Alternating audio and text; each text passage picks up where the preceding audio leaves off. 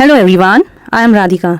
तो हमने जो हमारी फ्लेमिंगो की सीरीज़ स्टार्ट करी थी क्वेश्चन आंसर की, अब हम उसमें आगे बढ़ते हैं। तो आज हम पढ़ने वाले हैं क्लास 12th का फ्लेमिंगो बुक से लेसन 3 डी वाटर। इससे पहले मैं आपको 2 लेसन जो इसके आगे वाले हैं उन दोनों के क्वेश्चन आंसर्स करा चुकी हूँ, और यदि वो आपको नहीं मिलते हैं तो आप मेरे चैनल को सब्सक्राइब करें और वहाँ जाएँ, वहाँ प्लेलिस्ट में देखें, आपको सारे लेसन मिल जाएंगे। तो चलिए हम आगे बढ़ते हैं। और उससे पहले मैं आपको ये ज़रूर बताना चाहूँगी कि प्लीज़ आप मेरे चैनल को सब्सक्राइब करें, जिससे मैं जो भी नया वीडियोस डालती हूँ तो सबसे पहले वो आपके पास पहुँचे। चलिए तो फिर हम स्टार्ट करते हैं अपना फर्स्ट क्वेश्चन डी वाटर से। लिखा है NCERT पेज नंबर 27, मतलब जो NCERT बुक का पेज नंबर 27 है वहाँ से ये क्वेश्चन दिए गए हैं। ये मैं आपको इसलिए लिख देती हूँ ताकि आपको क्वेश्चन ढूंढने में दिक्कत ना हो। तो what is the miss adventure that William Douglas speaks about. William Douglas जिस असाधारण घटना के बारे में बात कर रहे हैं वो क्या है। तो William Douglas is speaking about the incident at the YMCA swimming pool when he almost drowned as a miss adventure.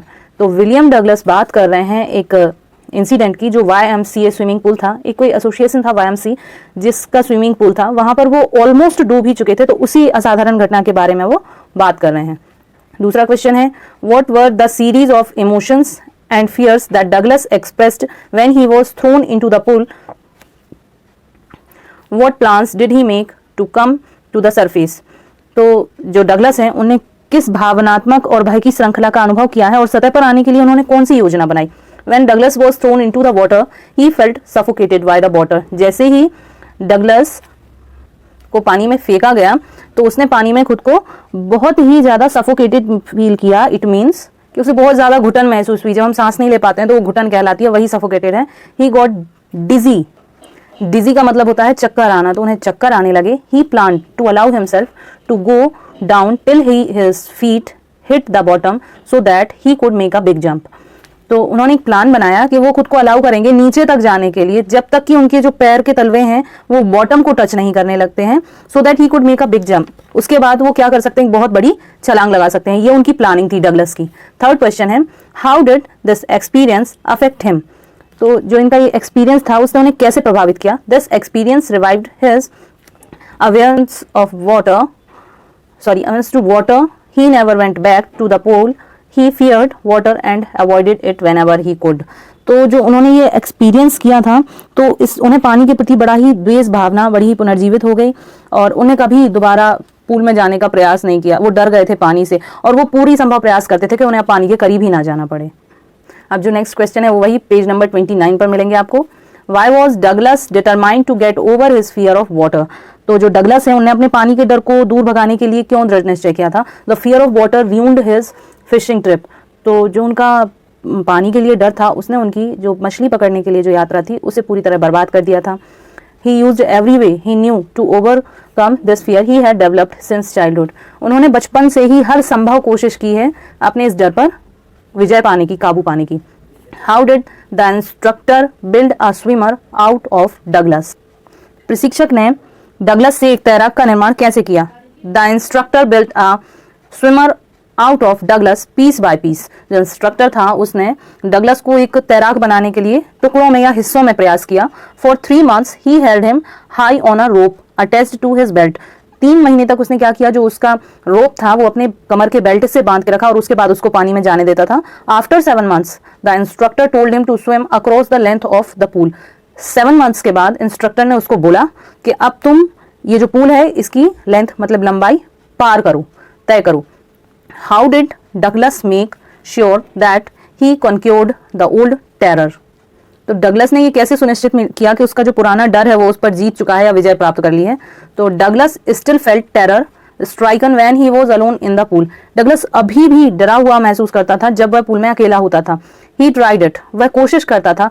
So he went to Mead glacier, इसलिए वो मेड ग्लेशियर गया। Dive into warm lake and swim across to the other shore and back.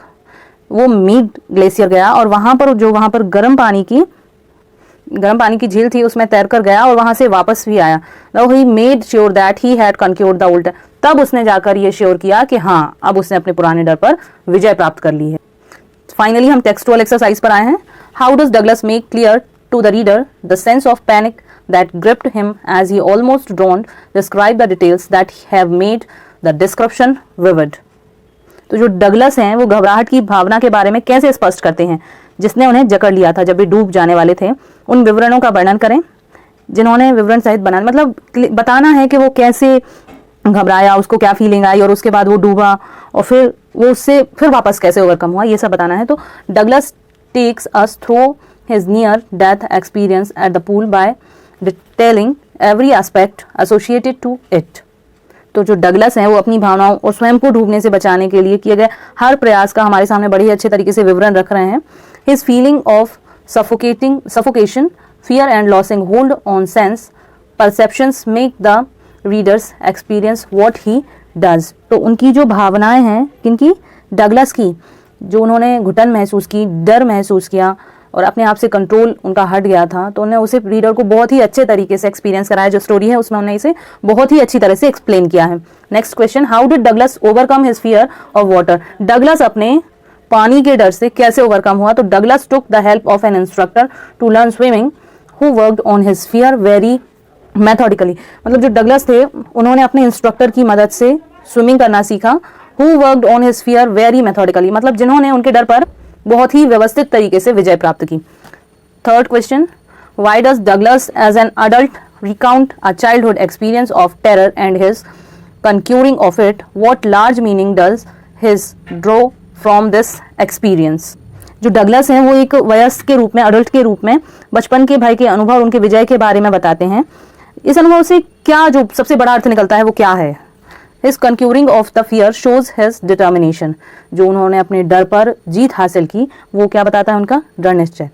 Will power, इच्छा शक्ति and development of his personality, और उन्होंने जो अपनी personality को डेवलप किया है या व्यक्तित्व का विकास किया है वो दर्शाता है। The experience had a deep meaning, जो उनका ये अनुभव है इसका एक बहुत ही गहरा अर्थ है। फॉर हिम, उनके लिए, in death there is peace, उन्होंने ऐसा कहा है मृत्यु में भी एक शांति है। There is terror only in the fear, डर सिर्फ डर से है, जो डर है वह डर है मौत का। All we have to fear is fear itself, जिस चीज का हमें डर है वो सिर्फ डर ही है।